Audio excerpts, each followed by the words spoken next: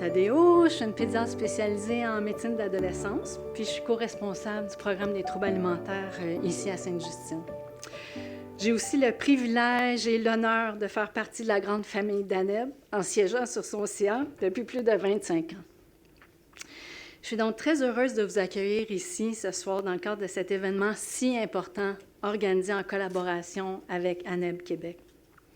Chaque année, le 2 juin, marque la Journée mondiale de sensibilisation aux troubles alimentaires, qui est une occasion de se rassembler pour écouter, réfléchir et surtout agir. Cette journée nous rappelle que les troubles alimentaires sont de véritables enjeux de santé mentale, souvent invisibles, mais bien réels, et qui peuvent toucher n'importe qui, peu importe l'âge, le genre ou l'origine.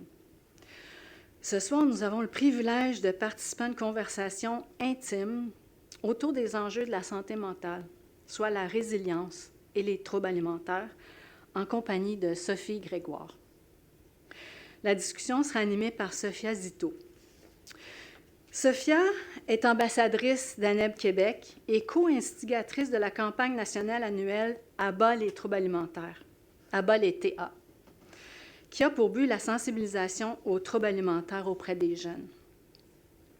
Ça, c'est une campagne qui a connu une envolée exceptionnelle avec l'énergie dont nous a fait profiter Sophia, je tiens à le dire, ça m'a vraiment impressionnée. Sophia est détentrice d'un bac en commerce de l'Université McGill, diplômée de l'Institut de planification financière du Québec aussi. Et avant de travailler en communication, elle a œuvré en gestion de patrimoine pendant plus de 20 ans dans le domaine bancaire. Par la suite, elle a produit et animé une émission de radio où elle a mené plus d'une centaine d'entrevues. Puis elle réalise et anime maintenant des balados et des événements qui traitent de sujets variés en passant de l'entrepreneuriat au bien-être des femmes et à la santé mentale. Il y a aussi quelque chose de spécial qui dans le fond, il y a des liens entre Sainte-Justine, l'ANEB et Sophia depuis plus longtemps qu'on pourrait le penser. Elle a été l'une des fondatrices du Cercle des jeunes ambassadeurs dans la Fondation de Sainte-Justine. Donc, c'est elle qui a débuté ce groupe-là, qui aujourd'hui est très prolifique et qui aide beaucoup la Fondation. Donc, à la fin de l'entretien, il y aura aussi une période de questions. Il sera possible de vous procurer aussi le livre de Sophie et de participer à une séance de signature. Je tiens également à souligner la présence de 3 de nos ambassadrices d'ANEB Québec.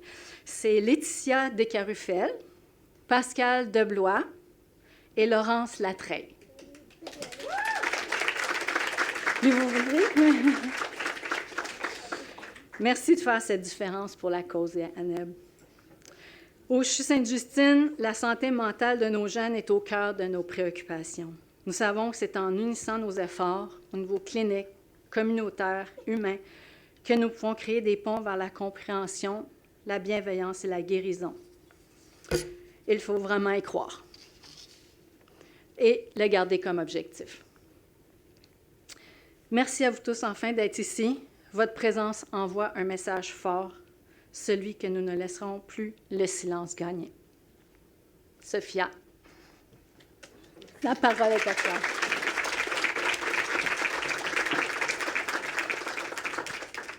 Merci, Daniel. On est chanceux de t'avoir. Bonsoir tous. C'est comme si je faisais un podcast, mais j'avais des gens live. Alors, très heureuse de vous avoir avec nous aujourd'hui en cette journée mondiale de sensibilisation aux troubles alimentaires. Dans les derniers jours, en préparation pour la conversation de ce soir, je me suis imprégnée du très beau livre de Sophie Grégoire, « Entre nous, mieux se connaître, mieux s'aimer ». Puis, je savais déjà que notre invitée portait plusieurs chapeaux. C'est une maman de 3 enfants, dont 2 adolescents. Elle est professeure de yoga certifiée. C'est une conférencière internationale, une autrice. C'est également l'ambassadrice nationale pour la santé mentale de l'Association canadienne de santé mentale. Et elle a été également première dame du Canada. Donc, plusieurs chapeaux. Mais au fil de la lecture, j'ai découvert quelqu'un qui se livre avec transparence et sans artifice. Quelqu'un qui a fait de sa mission de vie de sensibiliser, en fait, de déstigmatiser les maladies mentales, de promouvoir le mieux-être et d'offrir des outils concrets pour pouvoir y parvenir. C'est une très belle découverte. Le livre, en passant, sans surprise, est devenu un best-seller instantané dès sa sortie. Alors, sans plus tarder, c'est avec beaucoup de générosité que Sophie Grégoire a accepté de venir partager un peu d'elle-même et de son livre ce soir avec nous. On l'accueille.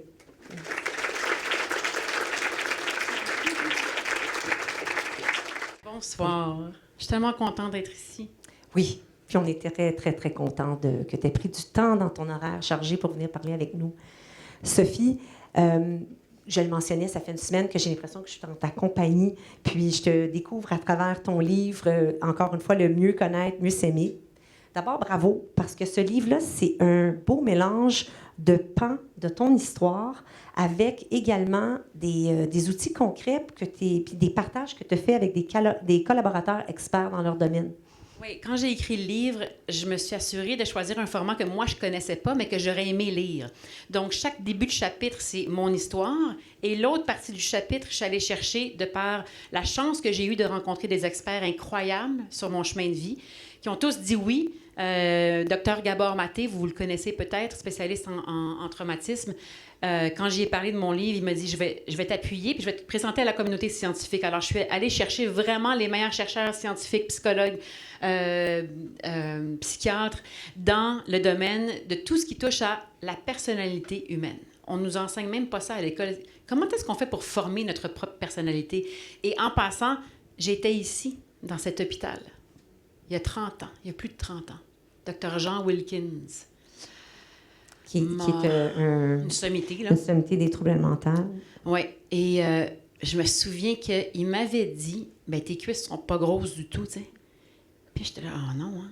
Puis, tu sais, l'innocence et la naïveté de ne pas se connaître, sa douleur, c'est tellement lourd à porter. Et l'espèce de validation de se faire voir dans sa maladie qui n'est pas nous. C'est un processus, c'est une étape de vie que l'on traverse, mais c'est pas qui on est. Mais c'est aussi le cadeau le plus mal emballé du monde entier. Ah ben là, tu m'enlèves les... Vas-y. Prochaine question. C'était une de mes... Oui, dans tes lectures, puis quand je regardais les entrevues, tu as dit justement, entre autres, je vais le nommer exactement, Marc-Claude Barrette, tu as dit... Mes désordres alimentaires ont été des périodes extrêmement difficiles de ma vie et ils ont été aussi des cadeaux, le plus beau des cadeaux dans le pire des emballages. C'est tellement ça. Puis je pense que, tu sais, de toutes les compulsions, on sait maintenant que les compulsions, que ce soit la nourriture, que ce soit l'alcool, le sexe, les drogues, la télévision, je ne sais pas, les réseaux sociaux, c'est vraiment une manifestation et un état où est-ce que l'être humain veut vraiment, adoucir sa souffrance, mais sans trop la comprendre. C'est ça, une compulsion. D'ailleurs, j'ai une question pour vous. Parce que là, on est intime, là, on va enlever les flaflas, on va rentrer dans le vif du sujet. Pensez à une habitude que vous avez dans la vie, OK, qui, à court terme, vous amène du soulagement. Okay? Quand vous faites ça, ça fait juste du bien, t'sais. Et qu'à long terme, c'est pas vraiment bon pour vous, ou des fois, même à long terme, pour les gens autour de vous. Fait que pensez, comme levez la main si vous en avez une. Ça peut être le petit verre de vin à 5 heures, là, ou plus ça. Bon, c'est la définition d'une compulsion. Fait que on est tous à une souffrance des uns des autres. C'est une autre chose aussi. Tu disais qu'on est tous à un traumatisme ou une souffrance l'un des autres. Oui. Est-ce que ça t'est venu comme une constatation?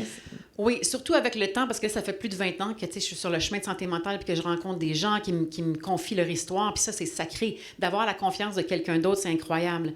Donc, ce que les gens émanent, juste dans leur énergie, on veut tous être vus, entendus et aimés. C'est un besoin inhérent de l'être humain. Et qu'est-ce que vous pensez que vous avez perçu en premier quand je suis rentrée dans la salle? Donnez-moi quelques exemples.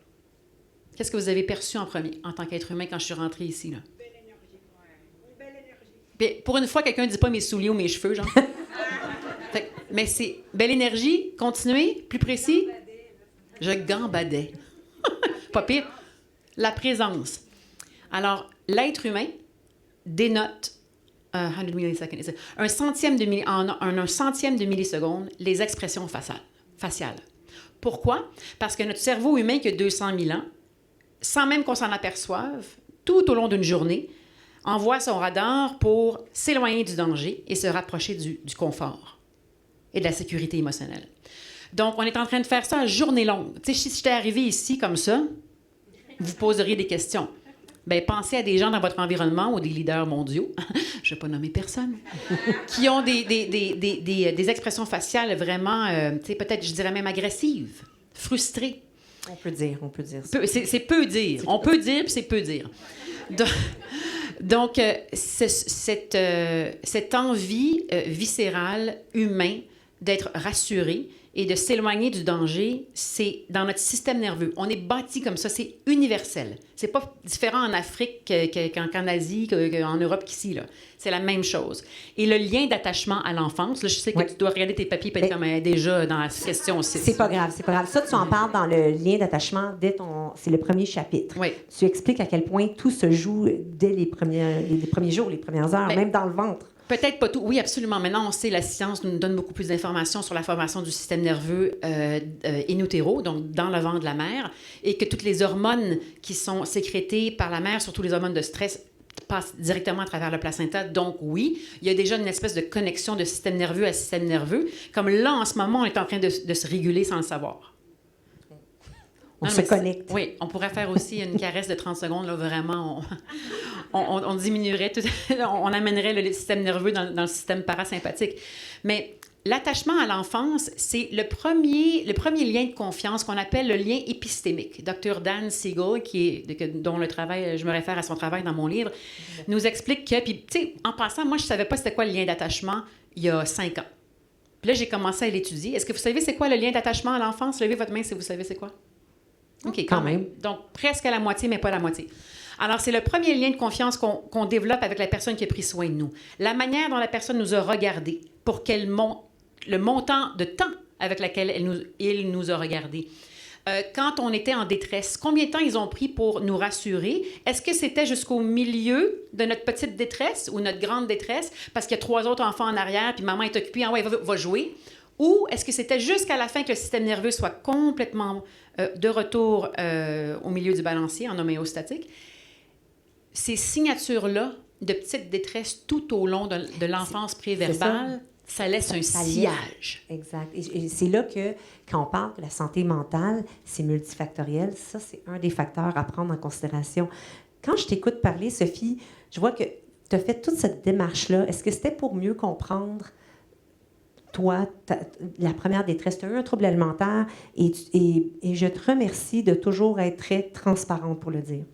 D'ailleurs, dans la 4e page du livre, tu dis, et je prends la peine de regarder mes notes parce que je veux dire exactement comme c'est écrit. Alors que j'étais jeune animatrice de radio et de télévision, j'ai décidé de parler publiquement de ma bataille contre un trouble alimentaire. Cette décision n'a pas été facile. Donc, il y a 2 questions. Pourquoi avoir choisi de dévoiler ton trouble alimentaire aussi jeune et en début de carrière? Et est-ce qu'il y a un souhait derrière le livre et tout ce cheminement-là qui était j'imagine, pour comprendre ça? Parce que c'est tellement gros. Je ne sais pas qu'est-ce qui m'a pris à ce moment-là de ma vie de penser OK, c'est vraiment le bon temps. Mais il y a toujours une personne d'influence dans notre environnement, des fois qui déclenche un petit quelque chose. Et pour moi, c'était Tania Lemoine, avec qui j'ai étudié au pensionnat du Saint-Nom-de-Marie, qui savait que j'avais souffert d'un trouble alimentaire. Tania Lemoine, qui est la fondatrice de la clinique BACA. De la clinique BACA. Pour les troubles alimentaires. Boulimie, anorexie et comportement alimentaire. Qui est venue me voir, qui m'a dit, Sophie, il faut que je parte une fondation. Il n'y a presque pas de service au Québec. Il faut faire quelque chose. Veux-tu aider? J'ai dit oui. Elle dit, mais tu comprends qu'il faut que tu partages ton histoire. Là, je suis comme, mais je suis comme nouvellement animatrice. Là, les gens vont dire, c'est la fille qui se fait vomir. Tu sais, genre. Non, mais c'est parce que c'est le peu de connaissances qu'on avait dans le temps. Tu sais, ça n'avait pas de bon sens. Et je me suis assise avec ça. Mes parents m'ont élevée avec beaucoup de droiture intérieure, puis je savais que c'était la bonne chose à faire. Mais en même temps, ça devait tellement... C'est se lancer dans le vide, c'est tellement partager ta vulnérabilité avec tout le monde. Oui, mais se lancer dans le vide, tout le monde le sait dans cette stage, j'en suis certaine, c'est le plus grand cadeau qu'on s'offre. Parce que de prendre le risque de prendre ce pas-là dans l'incertitude, bien que le cerveau déteste l'incertitude, les êtres humains, on n'est pas fait pour... On n'aime pas ça, l'incertitude, c'est un voyage spirituel c'est une connaissance de soi. Se connaître soi-même, c'est un droit humain. On ne l'enseigne pas, c'est le temps qu'on amène ça dans les écoles, que les enfants sachent mettre des mots sur leurs émotions. Les émotions humaines ne sont pas dangereuses, mais la panique de ne pas les comprendre et de ne pas être capable de s'asseoir en silence avec elles, ça, c'est dangereux. C'est tellement important le point que tu amènes, parce que je pense qu'ici, dans un centre hospitalier pour les jeunes, ils sont aux premières loges de voir l'anxiété montante chez les jeunes et tous les ravages que ça fait. J'aurais le goût de te demander aussi qu'en tant qu'ambassadrice nationale de la santé mentale, tu as sillonné le Canada, te demander qu'est-ce que tu as observé sur la santé mentale de nos jeunes. Puis, j'aime que tu dises le droit de se connaître, parce que c'est vrai que c'est pas enseigné, mais en même temps, ça nous suit toute notre vie. Donc, c'est ça. C'est quoi le constat de la santé mentale que tu as pu remarquer? La santé mentale de nos jeunes est reliée à la santé mentale de leurs parents et des gens qui les élèvent. Donc, en tant que parents, si on n'est pas prêt à regarder nos traumatismes, puis je vais vous poser la question, un traumatisme, c'est pas seulement quelque chose de mauvais qui vous est arrivé dans votre vie, puis si c'est le cas, je suis désolée, parce que ça arrive à beaucoup de personnes, mais c'est aussi quelque chose qui aurait dû prendre place, une nourriture émotionnelle dont vous avez soif, dont vous avez faim, qui n'a pas pris place. Fait que grand T, petit T, qui a déjà subi un traumatisme ici, dans sa vie? Regardez autour de vous quand tout le monde lève la main, OK? Levez la main. Bon. Puis là, regardez autour de vous quand je vais vous poser cette question-là. Quand le traumatisme s'est déroulé, sur une journée ou plusieurs mois ou peu importe, levez la main si vous en avez parlé dès que ça s'est passé. Tournez-vous puis regardez la salle. Alors, non, mais merci, tu sais, Marie-Ève, pour ton courage. Ça fait 20 ans que je m'adresse à différentes salles. Des fois, il y a 10 personnes, des fois, il y en a 100, des fois, il y en a 5000. C'est toujours ça la réponse. C'est frappant que tu viens de faire ça. Donc, dans le fond, c'est ça, ce qu'on se fait dire, c'est, on le sait, les traumatismes, malheureusement, sont inévitables. Tant mieux ceux qui réussissent à avoir une vie sans, mais c'est vraiment une minorité. Mais on ne nous apprend pas à en parler, à y faire face. Dans le fond, ça, c'est un des outils. J'ai senti de ça dans ton livre, beaucoup de pouvoir nous aider à cheminer vers ça. Et puis la transparence, je pense que c'est comme une des premières étapes pour faire face à un traumatisme. Il n'y a pas d'authenticité. Tu ne peux pas vivre une vie authentique si tu n'es pas vulnérable. Ça va ensemble. Sans vulnérabilité, il n'y a pas d'authenticité. Mais on vit dans une société qui nous récompense quand on se renie. C'est pas des blagues, là. C'est grave, là. OK? Que ce soit ça, que ce soit ça, que ce soit ça, que ce soit les cheveux ou les ongles, une manière d'agir, une performance. Name it, c'est là. C'est dans notre culture. Et ça va tellement vite que le cerveau, il est comme en overload complètement. Et juste pour rapidement, parce que je veux répondre directement à ta question sur les jeunes, parce qu'on est en train de les faire grandir dans une société qui est moins en connexion avec la nature, moins en connexion avec l'autre, en face à face à cause des réseaux sociaux, plus de pression sur les réseaux sociaux et d'admirer des gens complètement étrangers à nous qu'on ne connaît pas pantoute, qu'on voit en information ici et là. Merci à l'univers qu'on est capable d'aller chercher celles et ceux qui sont extraordinaires et qui ont beaucoup d'authenticité et qui influencent les gens pour les bonnes raisons. Je voulais faire un shout-out, comme on dit, à nos ambassadrices qui produisent du contenu positif, parce qu'il faut le dire, dans une mer de contenu qui peut nuire. On a Laetitia ici, puis Pascal, je regarde directement, qui produisent du contenu. Puis tu sais, c'est tentant, là. Oui, c'est tentant d'entrer dans la joute de tout ça parce qu'on est récompensé. Oui, c'est comme une dopamine. Le cerveau veut une récompense rapide, mais derrière ça, puis le cerveau des jeunes n'a pas la maturité nécessairement pour pouvoir tout profiter, décoder toute cette information. J'adore ce que tu amènes en ce moment parce qu'il y a un livre d'ailleurs qui est écrit là-dessus qui s'appelle Dopamine Nation de Anna Lembke, Dr. Anna Lembke. Et on est en train de découvrir que les jeunes ont une compulsion avec la dopamine, parce qu'on est toujours dans le court terme, dans le sensationnel, dans l'urgence de la situation, dans l'approbation du regard de l'autre, dans la performance et tout ça. Fait que là, le cerveau, il devient accoutumé au hit de dopamine et les hormones relaxantes, comme la sérotonine, l'oxytocin, deviennent ennuyantes pour leur cerveau. Puis là, on est vraiment dans le problème, il est là parce que c'est neurochimique. C'est pas juste social, culturel. La culture engendre prolifère et soutient cette dépendance neurochimique. Donc, le constat avec les jeunes, c'est qu'il y a c'est important d'agir. D'ailleurs, on sait là, qu'il y a des nouvelles lois qui viennent de passer par rapport à l'usage du cellulaire. Sophie, si tu avais un conseil à nous donner pour prendre soin de notre santé mentale puis de notre mieux-être, ça serait quoi? Il y en a vraiment beaucoup de conseils, mais on avait à commencer avec un. Je dirais de regarder notre vérité de plein fouet. Fait qu'on revient à la notion d'authenticité. Oui, mais ça fait mal. T'sais, la souffrance, la douleur humaine, ça fait partie de la vie. Et si on est capable de se regarder de plein fouet, moi, je viens d'une famille, j'ai grandi à Saint-Adèle de 0,3 ans, j'ai grandi dans la nature, j'étais proche des éléments, du vent, des animaux, mais il fallait que je me fasse des amis, j'étais fille unique. Alors, mes parents m'ont comme lancé dans le monde, puis ils m'ont fait dire « Allô, mon nom, c'est Sophie, veux-tu jouer? » Je suis pareil, j'ai 50 ans, je suis encore comme ça. Donc, mon père avait des problèmes de compulsion. Je l'ai perdu en août dernier. Désolée.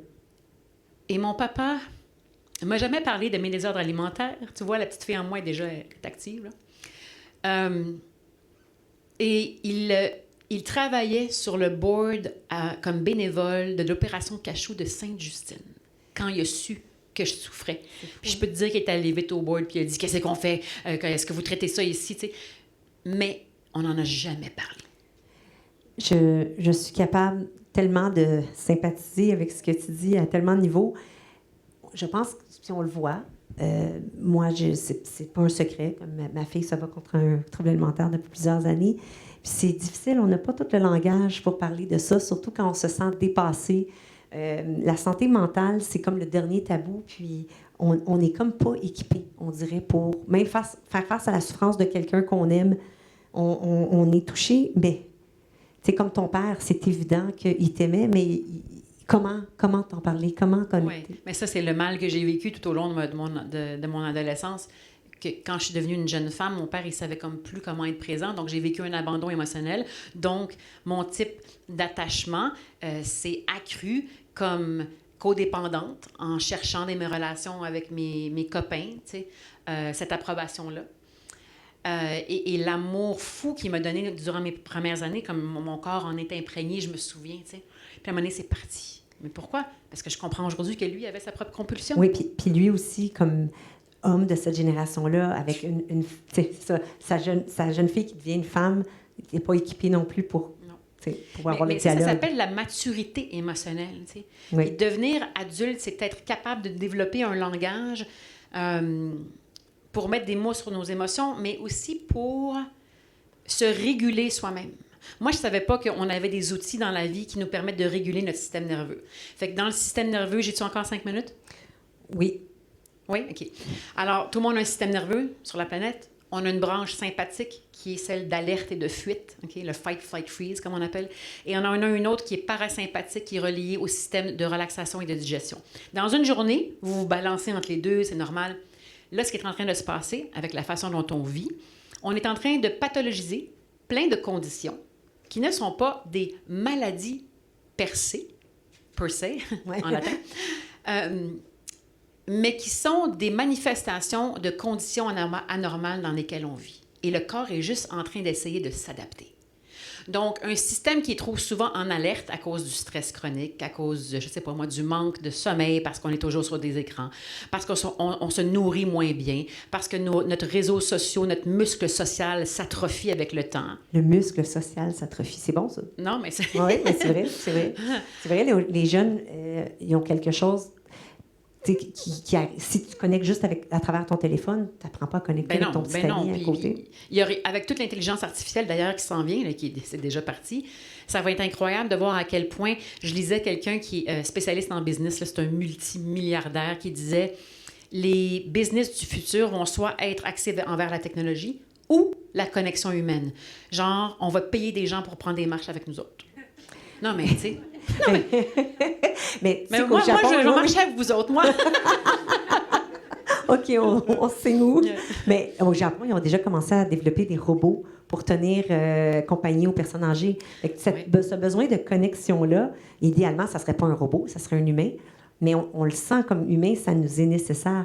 Toi, tu parles... Ce que j'entends là, dans ce que tu dis, c'est qu'il y a un besoin de ralentissement. J'imagine que quand tu te centres sur ton tapis de yoga, c'est une des façons... de se sentir très connecté. Pour les gens qui ont la chance de faire du yoga, hein, c'est se grounder. Alors, éloge à la lenteur, ça vient d'une type A. On m'appelait tornade quand j'étais petite, OK? Fait que je faisais tout. Puis, tu sais, j'étais très performante, là. Tu me demandais quelque chose, c'était fait et plus encore. Puis, tu sais, j'étais bonne à l'école, bonne en sport. Ça roulait, mon affaire. En dessous, c'était comment? Le stress, c'est une relation dysfonctionnelle avec le moment présent. C'est quoi le rythme de l'amour? J'ai demandé ça dans mon livre à mon fils de 14 ans dans le temps. Là, il y a 17 ans, il mesure 6 pieds 5, mais il y en avait 14. J'ai demandé, Xavier, c'est quoi le rythme de l'amour, selon toi? C'est quoi le rythme de l'amour? Moi, je connais la réponse, mais je ne veux pas enlever le punch. Il n'y a pas de bonne réponse. Juste, selon vous, c'est quoi? Comment? Le tien. Le mien? Le tien. Ah, le nôtre. Ah, j'aime ça. Comme, viens me rejoindre dans mon rythme. De ton rythme. Fait que quand on parle à un enfant de 4 ans, disons, pour le rassurer, est-ce qu'on parle vite puis tout énervé? Non. Il va sentir. On ralentit, on le regarde dans ses yeux, ça va aller, mon chou. C'est correct. Si mon système nerveux est en alerte puis que j'essaie de rassurer quelqu'un, est-ce que ça va fonctionner? Non.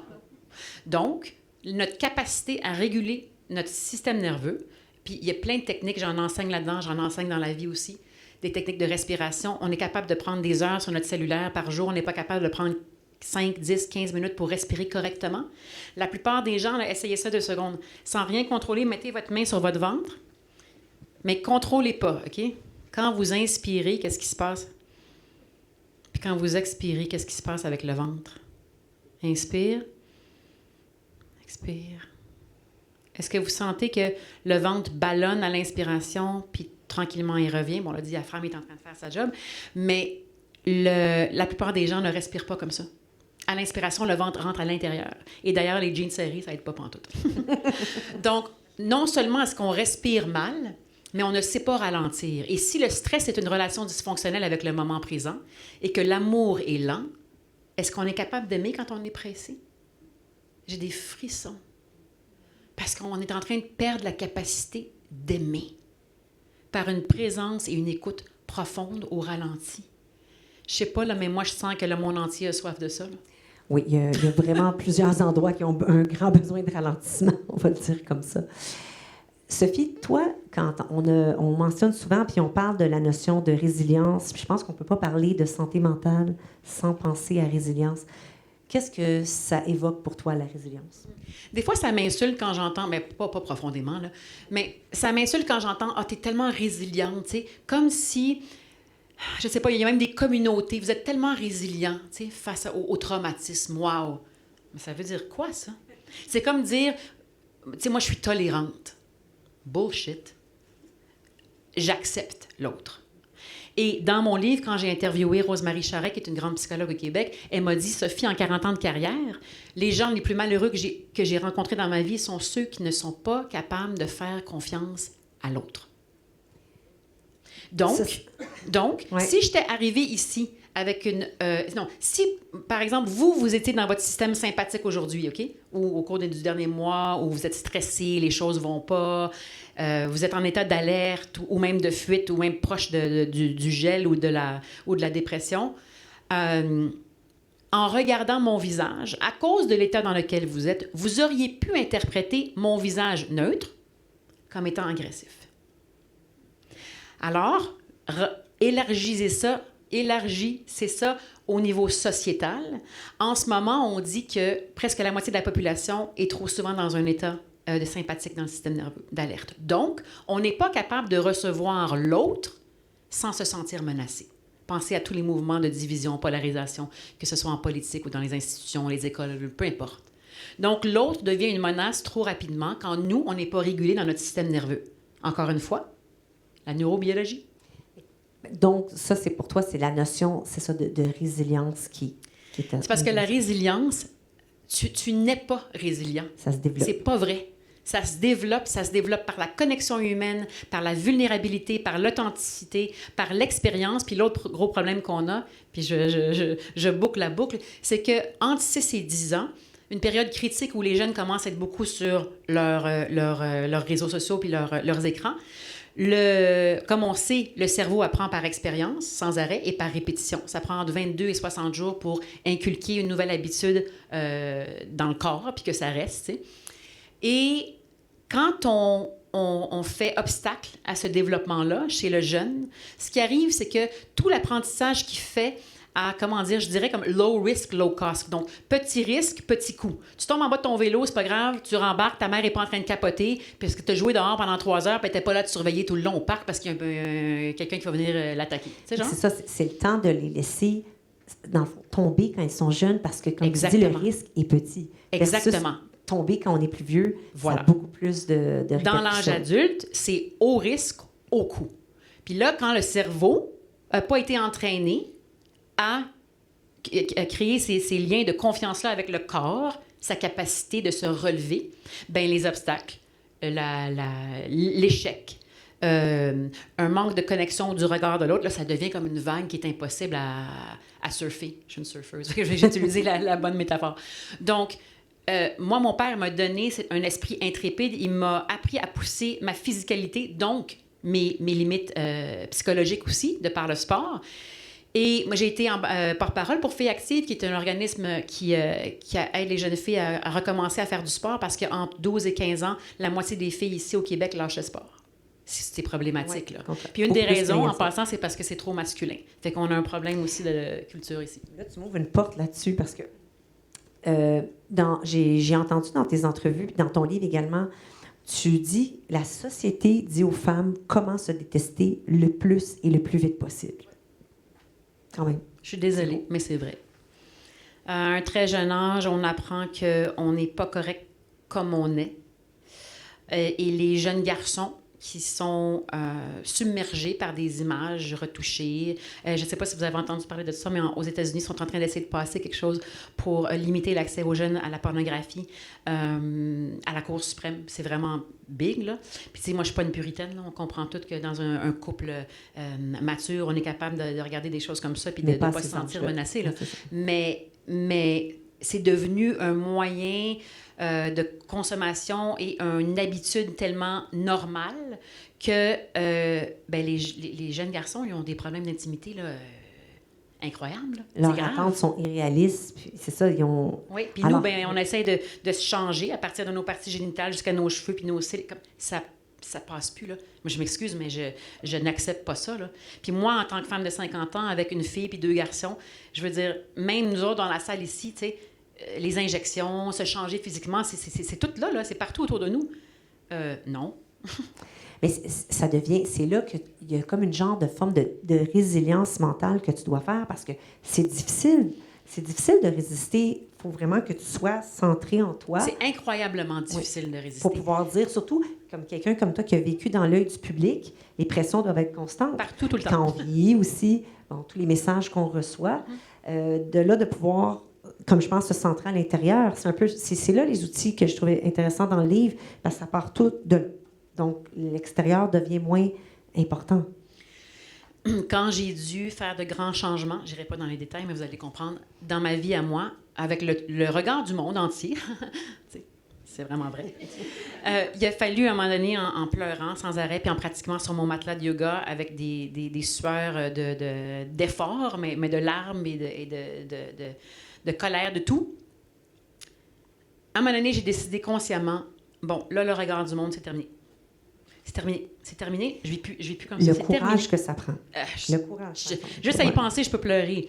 Parce que ça ne veut pas dire qu'une fois qu'on traverse cet anneau-là, moi, je le voyais comme une espèce d'anneau de feu, là.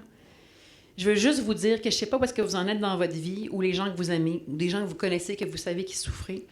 Mais de l'autre côté de l'anneau, c'est pas des gros clous épouvantables qui font mal, qui vous attendent. C'est beaucoup plus tendre que vous le pensez.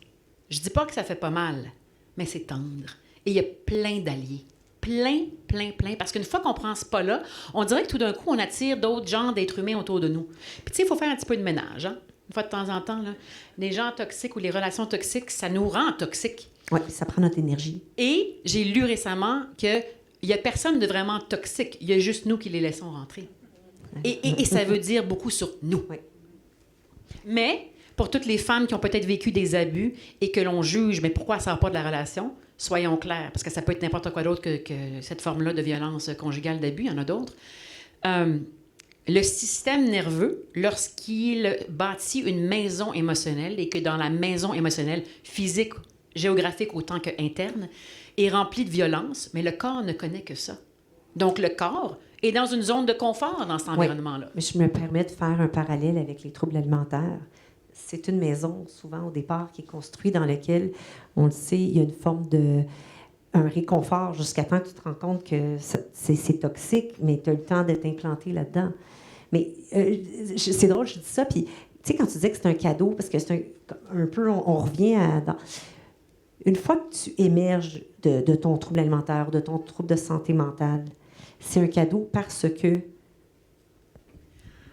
que le moine bouddhiste Thich Nhat Hanh dit, dans le moment présent, il y a des milliers d'opportunités où tu peux amener ta conscience, ton attention.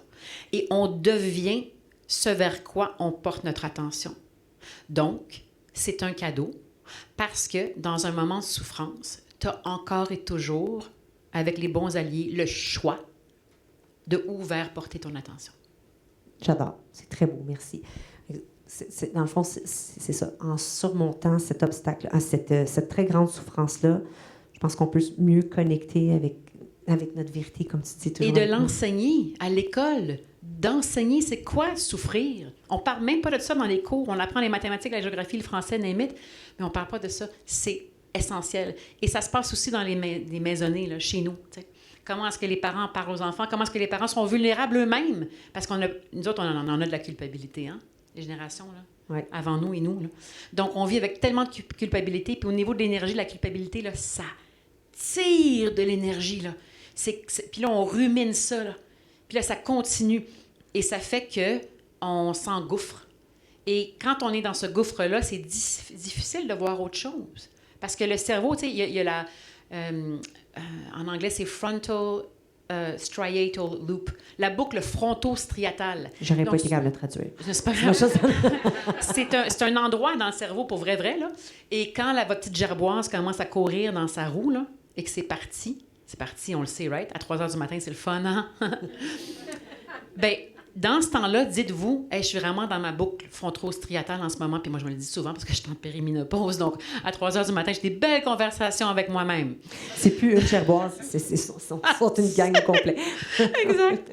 Donc, oui, c'est comme, il y a un phénomène dans notre cerveau qui est enclenché, et si on en est conscient, parce que si on connaît ça, parce qu'on a reçu l'éducation qui nous l'a enseigné, bien, on a plus d'outils, puis on a plus de conscientisation pour prendre soin et charge du moment présent dans lequel on se trouve.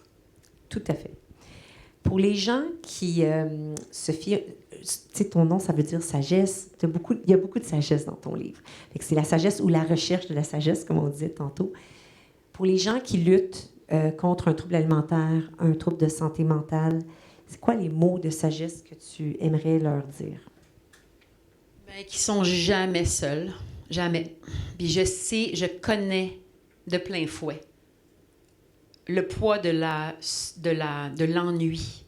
Parce qu'il y a une différence entre l'ennui et la solitude. La solitude, c'est un droit humain. De se retrouver dans la nature, de ne pas parler, de ralentir, c'est un droit humain, ça, parce que ça permet la connaissance de soi. Mais l'ennui là, dans lequel on s'engouffre, c'est loneliness, là, le bon mot, là, mais d'être trop seul. Oui, de se sentir vraiment comme coupé, justement, c'est le contraire Exactement. de connexion. Exactement. D'être déconnecté oui. de soi-même et de l'autre. Mais je veux juste que les gens qui souffrent sachent 2 choses. 1, ils ne sont jamais tout seuls. 2, il y a de l'aide extraordinaire et je sais qu'il manque de lits, je sais qu'il manque de ressources. Mais je sais que dans cette salle-ci, il y a des gens qui se dévouent corps et âme à se dévouer, à aider nos sœurs et nos frères qui souffrent parce que ça pourrait être nous, puis mais moi, c'était moi. Oui. Donc, je pense aussi que de dire que c'est un cadeau, je ne veux pas le romanticiser. Tu sais, le romanticiser, le romancer. Oui, le romancer. Oui. Mm-hmm. C'est pas ça que je veux faire. Ouais. Je veux pas faire ça, parce que c'est pas ça. Mais il y a un cadeau, puis il est vrai. Il est vrai parce que je connais pas un être humain, puis j'ai rencontré des papes, des reines, des fermiers, des name it, de toutes les strates de vie. Bien, je m'excuse, mais il n'y a pas de différence. C'est une illusion complète. Et d'ailleurs, la célébrité, c'est une illusion complète. Et du moment où tu crois que tu es différent des autres, parce que ça reflète un type d'insécurité chez toi, tu es déconnecté de toi-même. Puis dans la vraie connexion. Exactement. C'est vrai. Ouais. Sophie, j'ai l'impression qu'on pourrait parler des heures. On pourrait faire un party toutes. Puis écoute, il y a tellement de matériel, mais on a la chance, pour ceux qui veulent continuer à entendre ta voix, tes conseils, de pouvoir avoir ton livre. J'ai vraiment l'impression que tu nous parles à travers le livre. Je vous parle, oui. Ben, Quand je l'ai écrit, c'est ça que je faisais. C'est très toi, on l'entend. Donc, pour ceux qui veulent continuer la conversation, tu as une infolettre aussi. Oui, j'ai une infolettre oui. que j'écris moi-même. Je choisis tout ce qu'il y a dedans. Je mets mon cœur et âme. Et vous pouvez le trouver à sophiegrégoiretrudeau.com. C'est seulement une fois par mois, c'est gratuit. Puis des fois, je mets des petites pratiques gratuites que j'enseigne. Fait que c'est vraiment, ça sert. C'est un outil.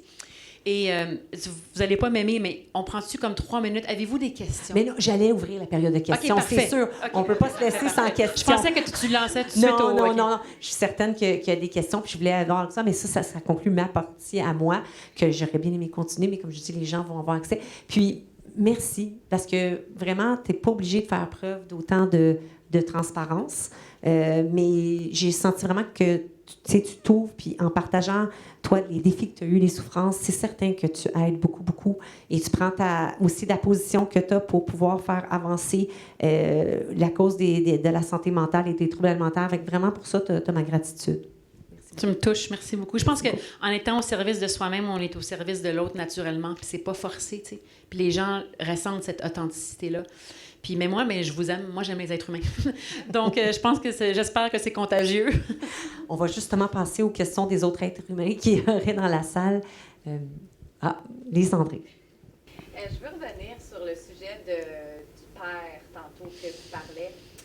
Moi aussi, j'ai souffert d'un trouble alimentaire, puis je me considère guérie à 100%. Puis je trouve ça important aussi, on n'en a pas parlé de la guérison ici. Mais mon père s'est impliqué en arrière. Sans jamais non plus en parler avec moi. Puis je l'entends souvent, ça.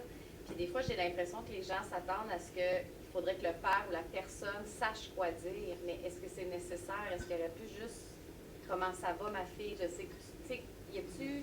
Qu'est-ce que... J'adore ta question. C'est quoi ton nom? Lise André. Lise André. Écoute, je vais peut-être aller dans un territoire qui va vous rendre peut-être pas mal à l'aise, mais qui peut être un petit peu différent. C'est sûr que d'un parent qui nous a élevés, de recevoir le regard sans jugement, l'acceptation de « ça doit être très difficile pour toi. Ça me fait de la peine que tu passes à travers ça, mais t'es pas tout seul, on va être là. » Ça, déjà ça, là, juste ça, OK? Et l'autre chose, moi, en tout cas, je peux juste parler de mon expérience, mais j'en connais assez qui m'ont confié ça. Moi, j'aurais aimé que mon père me parle de sa souffrance. Puis je vais vous faire une confidence. Ça se peut que je pleure. Mon père était mourant. Il avait un cancer. Et j'ai envoyé un courriel, parce que j'ai essayé plein de fois d'y parler puis de demander, tu sais, pourquoi il avait sa compulsion puis pourquoi il souffrait. Puis c'était toujours, non, il n'y a rien là, tu sais, brush it off. Mais j'aurais aimé ça mieux comprendre mon père. Puis j'aurais aimé ça mieux comprendre sa souffrance. Ça aurait été un cadeau qu'il me parle de sa souffrance. Puis, croyez-le ou pas, j'ai reçu un appel il n'y a pas longtemps. Mon père a eu un accident de bateau quand il était jeune. Vous allez le lire dans le livre. Puis il y a quelqu'un qui est décédé. C'est pas dans le livre, ça, fait que gardez ça ici. Mais c'était pas de sa faute. OK? Il était éprouvé non coupable. Mais j'ai reçu un appel récemment, un courriel qui est allé à ma collègue Stéphanie. Et cette jeune fille-là, dont le père est mourant, a dit à sa fille « J'ai un regret dans la vie, c'est de jamais avoir dit à Jean-Grégoire que c'était pas de sa faute, puis qu'on y en voulait pas d'avoir tué mon frère. » Fait que pouvez-vous vous imaginer si mon père avait entendu ça plus tôt, ce que ça aurait changé.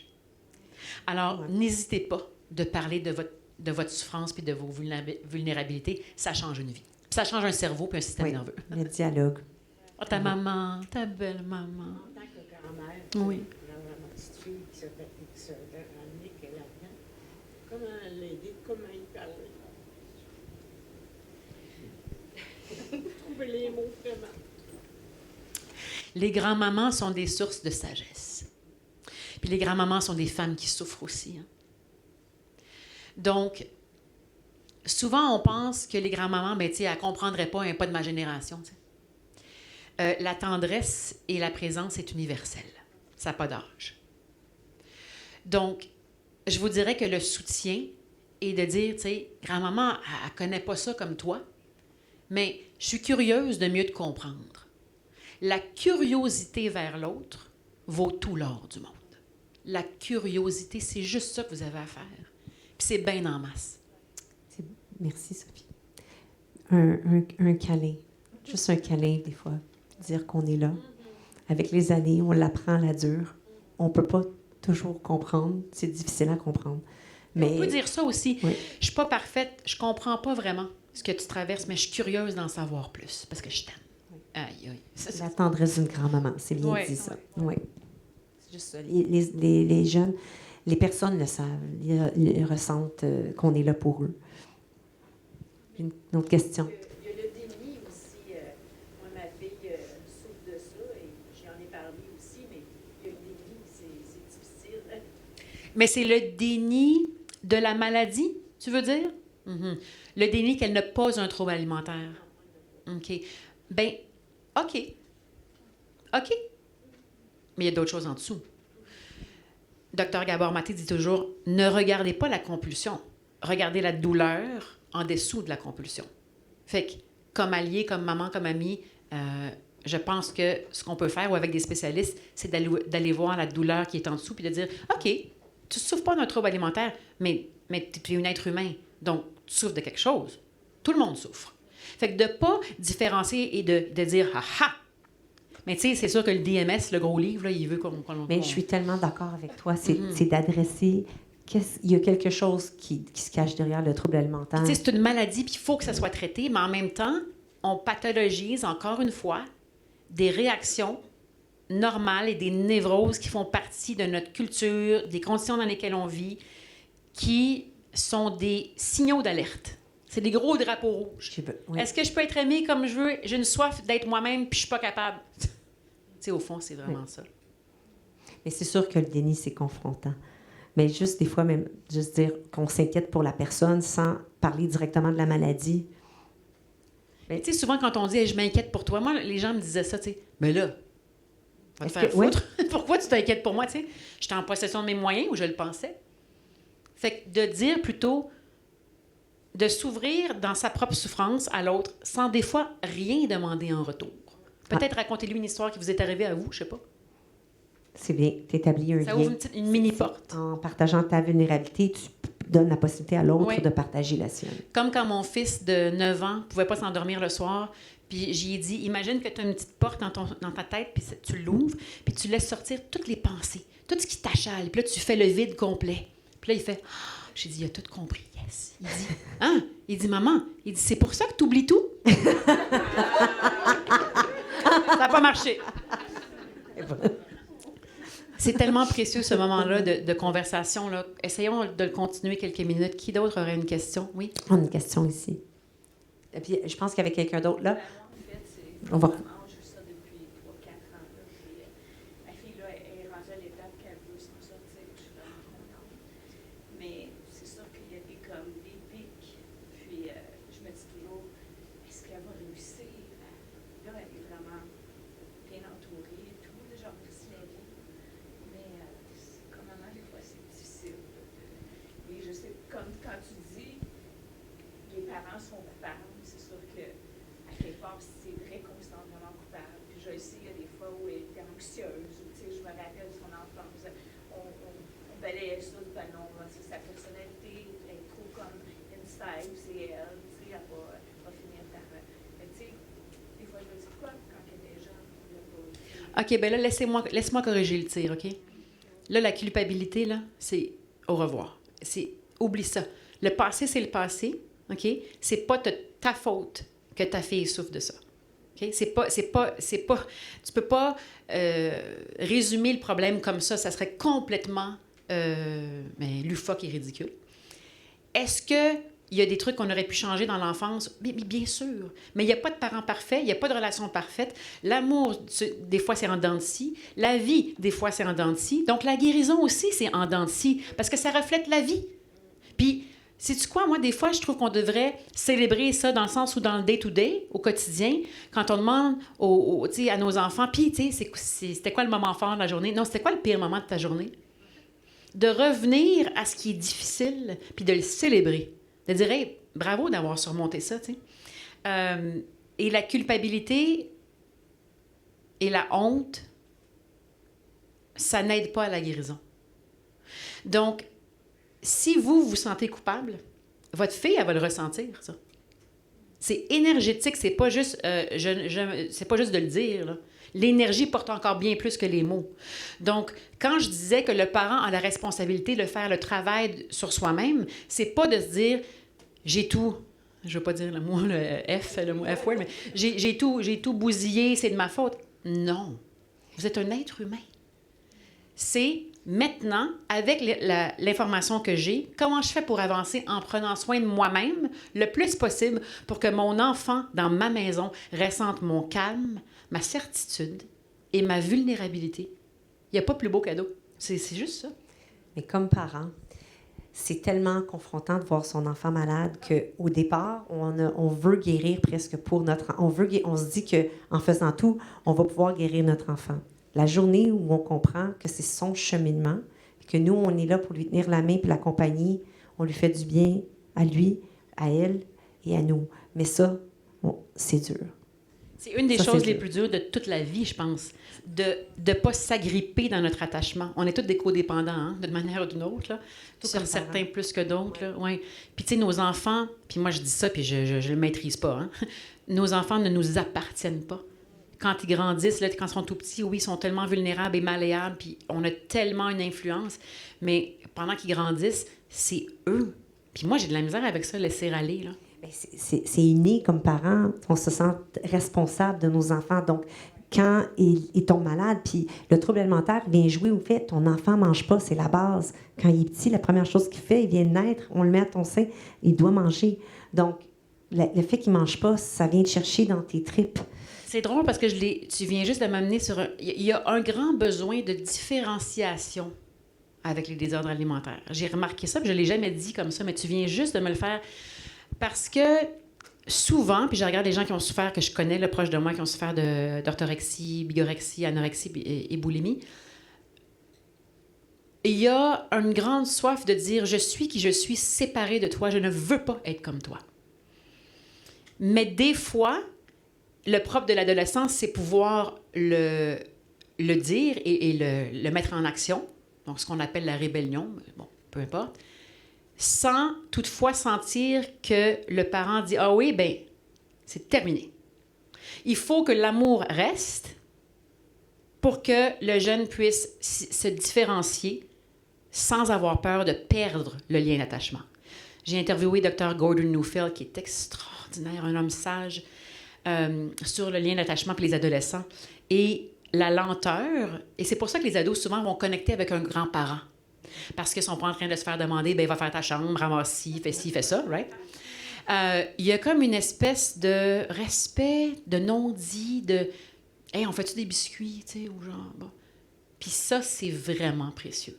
Puis nous, parce qu'on est névrosés, là, comme parents, parce qu'on vit dans une culture névrosée, ben on impose ça à travers notre désir de contrôler, puis je m'inclus là-dedans. Mais si on en est conscient, le plus grand pas est déjà pris. Le reste, c'est du travail au quotidien, et c'est pas impossible. Loin de là. Non. On peut finir... C'est ça. Comme tu dis, c'est des cadeaux mal enveloppés.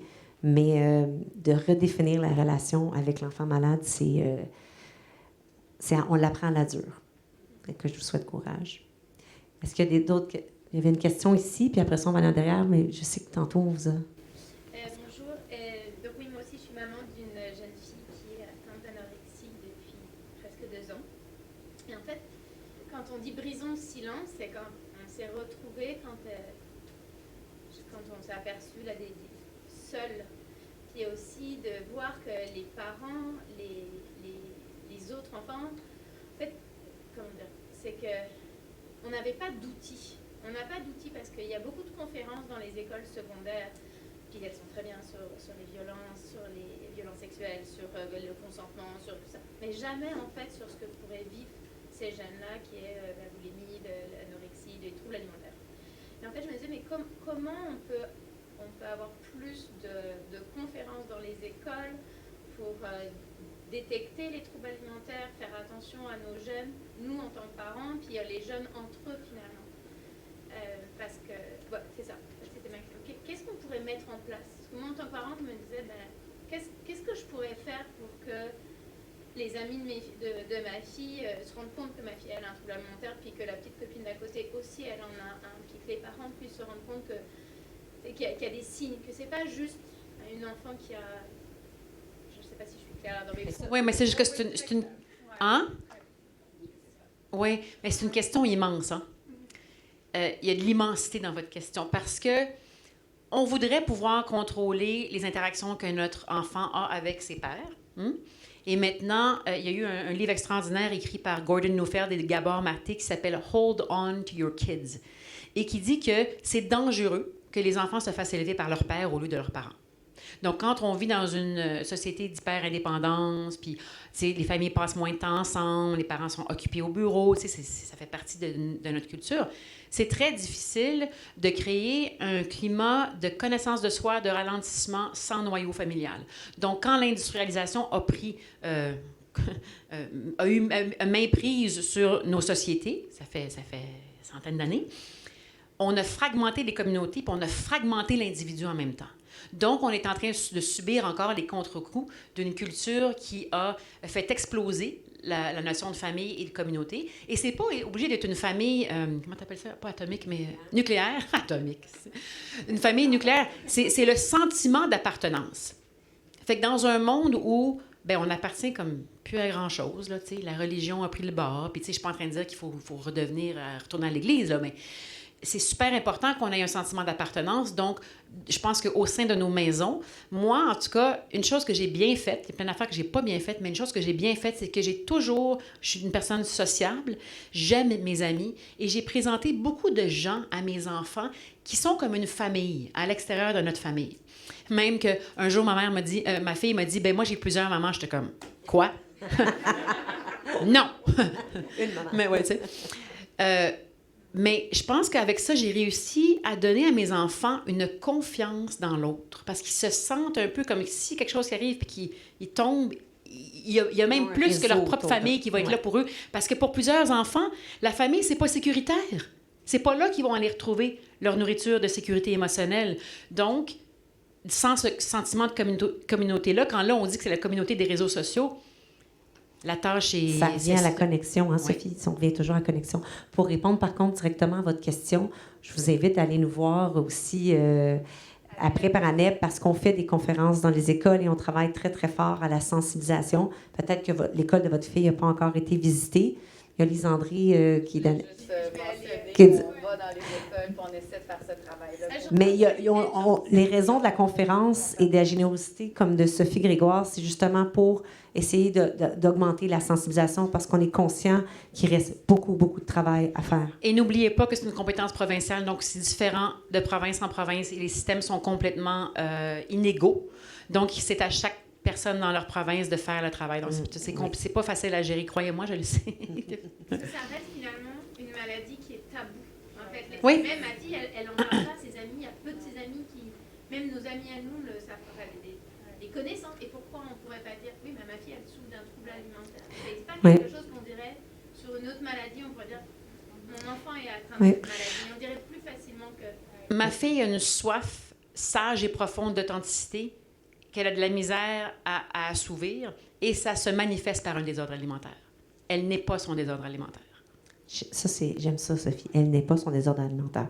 On espère que on n'a pas besoin d'avoir une couche de tabou en plus d'une maladie qui est très difficile. Donc, c'est une mission chez ANEB aussi d'enlever les stigmas et les tabous. J'ai vu qu'il y avait une autre question. Il y en a beaucoup, mais là, je pense... Tu avais une question, Marie-Ève? Je vais rappeler les réponses plus rapidement. On parlait de tabou, les troubles alimentaires, mais la santé mentale en général était encore un tabou aussi dans les écoles.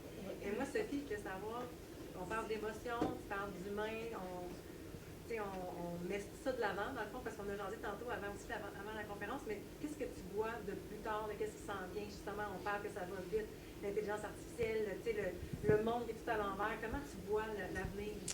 Je vais vous parler du nerf vague, parce que tu vas comprendre pourquoi. Donc, le nerf vague, c'est tout le monde en a un, tous les êtres humains en ont un. C'est le plus long nerf crânien qui passe. Ça commence en arrière de la tête ici et ça se promène, le nerf vague, parce qu'il navigue partout dans le corps, au niveau de la région du visage, de la gorge, du torse, et ça va jusque dans le bas de l'abdomen. Ça régule des dizaines et des dizaines de fonctions dans le corps humain, dont le rythme cardiaque, la respiration, la digestion. C'est incroyable parce que le nerf vague communique à 75%, les signaux viennent de la flore intestinale. Le deuxième cerveau. Au cerveau. Pas l'opposé.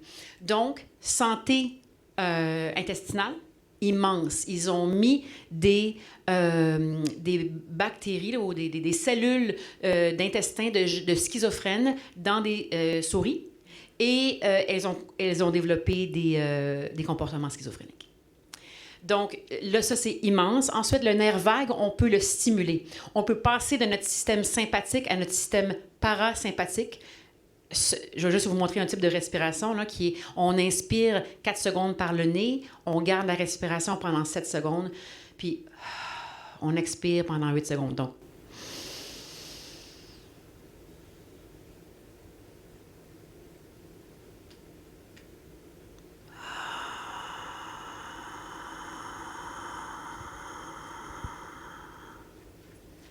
faites ça pendant 2 minutes, puis dites-moi comment vous vous sentez. D'enseigner ça à des ados avant des examens. De faire ça avant que tu sais que tu vas te chicaner avec ton chum ou avec ton mari, peu importe. C'est fascinant, les nouvelles technologies qui s'en viennent pour stimuler le nerf vague. Il y a Pulsetto, il y a plein de compagnies qui sont en train d'inventer des petits instruments que tu installes et qui te permettent de revenir dans un état qu'on appelle d'homéostatique, donc d'équilibre au milieu de ton système nerveux, donc qui calme. Mais tu sais, il y a plein d'autres pratiques, il y a plein de recherches en santé du cerveau. Et juste pour que vous sachiez, quand Leonardo de Vinci faisait ses grandes recherches anatomiques avec ses collègues, l'Église lui donnait les cadavres et disait carte blanche, sauf pour une partie du corps humain. Quelle partie est-ce que c'était, savez-vous? La tête. J'ai des frissons parce que ça fait pas si longtemps que ça dans l'histoire, right? Et aujourd'hui, un plus grand département et industrie de recherche, c'est la santé du cerveau. On vit dans une ère exceptionnelle aussi. C'est encourageant. Les études sont encourageantes. Est-ce qu'on a le temps pour une dernière question? Non. Deux dernières, vite. Deux dernières, c'est bon, c'est toi qui choisis. Par rapport à l'aide, je me demandais si elle est dans les écoles primaires aussi. On a commencé à élaborer, à regarder avec Dove qui fait des capsules. Fait qu'on est en train de voir le besoin parce qu'effectivement, il y a des professeurs qui nous mentionnent que ça pourrait être intéressant. Fait qu'on s'en va vers là. Et moi, je lance un livre pour enfants en 2026 sur la littératie émotionnelle et la nature.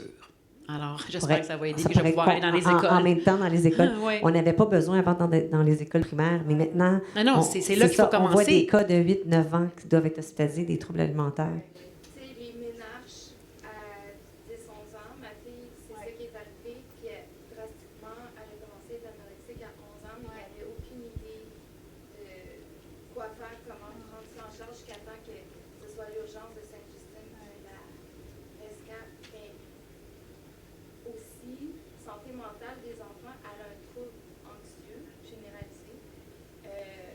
On l'a diagnostiqué comme TDAH, Asperger, douance, tous les diagnostics que j'ai eus.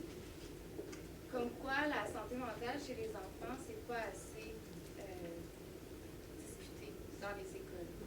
Tout à fait. Je suis d'accord avec vous. Moi aussi. Puis le livre, ton livre va être... Là, c'est juste un livre, mais je vais faire ce que je peux. Ça commence avec ça. Il y avait une question ici. J'aurais aimé savoir, dans votre parcours de soins puis dans votre lutte contre la maladie, quelle place a eu le personnel soignant et puis la période d'hospitalisation? Je n'ai pas été hospitalisée. J'étais boulimique, donc mon poids ne correspondait pas à une hospitalisation d'urgence. J'ai vu le docteur Jean Wilkins ici et j'ai fait de la thérapie behaviorale, Cognitive Behavioral Therapy, avec un psychologue durant des années. Est-ce que... Mais c'est le yoga qui m'a le plus aidé à un certain moment de ma vie. la spiritualité, le retour au sentiment d'appartenance et d'avoir compris les traumatismes de mes parents en référence aux miens. Ça a été des points tournants dans mon évolution. Sophie, au plus grand de ta maladie, par contre, à quel point tu dirais, parce que chez Année, on dit toujours que le personnel des spécialistes a pu t'aider? C'est comme quand les infirmières apparaissent quand tu accouches. C'est comme ce sont des anges avec des ailes. L'humanité du personnel, puis je sais parce que j'ai entendu ça là, de plein de gens ici, là, c'est exceptionnel ici à Sainte-Justine. La chaleur humaine, la connexion avec le patient, évidemment, tout ce qui est nutrition, je sais qu'ils sont suivis par des diététiciennes, diététiciens, whatever. C'est super important parce que c'est un ensemble de facteurs, mais la connexion humaine, la validation des émotions sous-jacentes à la maladie et le désir avec la psychologie et les exercices somatiques d'aller dans le corps parce qu'on sait maintenant que le corps retient la souffrance physiquement. Bessel van der Kolk dans The Body Keeps the Score. Je veux dire, ça a complètement balancé l'univers de la psychologie parce qu'on sait maintenant que cerveau gauche à cerveau gauche, ce n'est pas assez pour se délier d'un traumatisme à l'intérieur du corps. Ce que je dirais, c'est que juste les troubles alimentaires étant des maladies tellement complexes qui peuvent déraper, c'est très, très important aussi au début de la maladie ou le plus rapidement possible d'aller chercher de l'aide spécialisée. J'insiste pour le mot spécialisé. Je sais que c'est pas facile. C'est pour ça qu'ANEB existe en première ligne. Mais puis après ça, tu as tout l'exercice que la personne doit faire pour mieux se connaître, tous les outils. Mais au départ, je pense que d'avoir une équipe traitante spécialisée, c'est très important. Sophie, est-ce que est-ce qu'on avait une autre question que tu voulais prendre pour terminer? On va closer la session avec une autre question. Est-ce que on avait fait le tour des questions? Vous avez une question? Allez-y. Au moment que vous étiez dans la récupération, est-ce qu'il y avait un moment de réflexion qui disait, OK, à partir de maintenant, je ne veux pas continuer avec la maladie. J'ai choisi ça parce que j'entends ça avec la docteure, la pédiatre de ma fille, qui est l'anorexie. En tout cas, c'est elle qui doit vraiment prendre conscience, mais aussi elle est en train de se récupérer, elle ne peut pas bien analyser, adolescent. Donc vous, exactement, il y a un moment que vous avez dit, à partir de maintenant, c'est fini, je vais pour ce chemin. Absolument. Et dans le livre, je le raconte avec beaucoup de profondeur. Et c'est un moment que je ne vais jamais oublier. Parce que, vous savez, dans les plus grands enseignements spirituels, on dit toujours que quand l'être humain est capable de s'observer, lui-même, elle-même, ce témoin-là, c'est une expérience sacrée de connexion avec soi-même parce que c'est le bon parent qui regarde l'enfant. Et moi, quand j'avais 18 ans environ, je me souviens jamais exactement quand les gens me le demandent. J'étais dans mon lit le soir et j'avais trop fait d'épisodes de purge durant la journée et je tremblais. Et j'avais tellement de peine et de honte dans ce moment-là. Et je sais pas ce qui s'est passé, parce que je sais pas tous les mots pour le décrire à ce moment-là, mais je me suis vue dans mon lit, puis le langage que j'ai utilisé, c'était « Hey, ma pauvre chérie, t'es pas obligée de te faire ça. » Donc, j'étais comme le bon parent tout d'un coup qui me parlait à moi-même. Puis j'ai dit le nom de ma mère, j'ai appelé ma mère. Puis j'ai dit « Maman, ça va vraiment pas. » Je suis partie à pleurer. Puis j'ai dit « Je pense que je souffre d'un trouble alimentaire. » Puis tu sais, je perdais du poids. Puis et que j'étais donc bien belle. Venant de ma maman aussi. Mais qui m'a dit, ben là, il me semblait là, qu'il y avait quelque chose de pas correct, tu sais. Fait que de la colère de « Ah oui, mais tu me trouvais belle pareil, tu sais. » Fait que c'est complexe, c'est sournois. Tu sais, c'est pas cool. Donc, dans ce moment-là, c'était moi qui m'observais. Et je pense que tous ces moments de conscience-là dans notre vie, que ce soit en amour, « Hey, je suis dans une relation narcissique, abusive, je sais pas, là, je donne un exemple. Hey, mon boss est quelqu'un qui est vraiment pas bien dans sa peau, puis il me fait sentir comme de la merde. » De témoigner d'un état d'être et de situation, c'est ça de la maturité.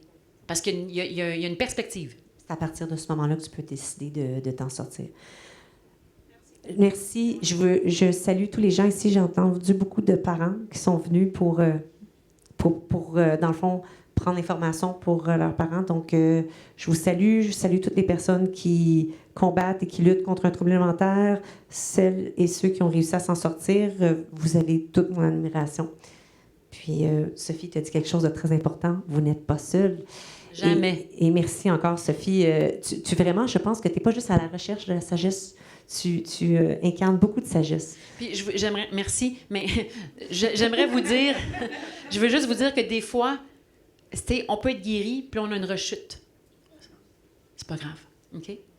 Fait que peu importe ce que vous vivez, là, on se fourvoie dans la vie, puis on tombe en pleine face, on se relève. C'est correct. Alors, c'est pas juste ne pas être seul, parce que oui, c'est vrai, mais c'est quand on se plante, c'est correct. On est des êtres humains.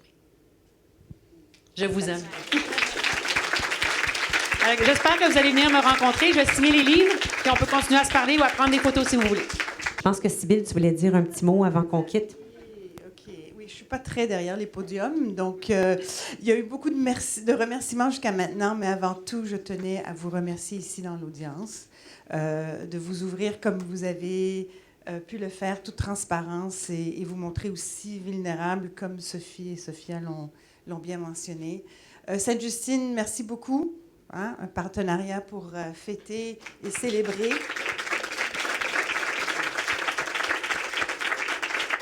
Je ne prendrai pas trop de temps, mais je pense que vous avez tous vu comment Sophia, hein, en tant que bonne animatrice, peut-être que ce n'était pas dans le milieu financier que tu devais continuer le restant de ta carrière, parce que je pense qu'elle fait quelque chose de super bien ici, n'est-ce pas? On la retrouve très bien, très bonne modératrice, animatrice, communicante, hein? Et voilà. Et évidemment, je dois finir et terminer avec Sophie. Merci beaucoup.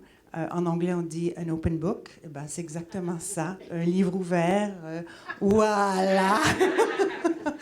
Relation avec Aneb, on se connaît depuis 2013, bien longtemps, ambassadrice. Je me souviens aussi d'une de nos soirées bénéfices, bien enceinte.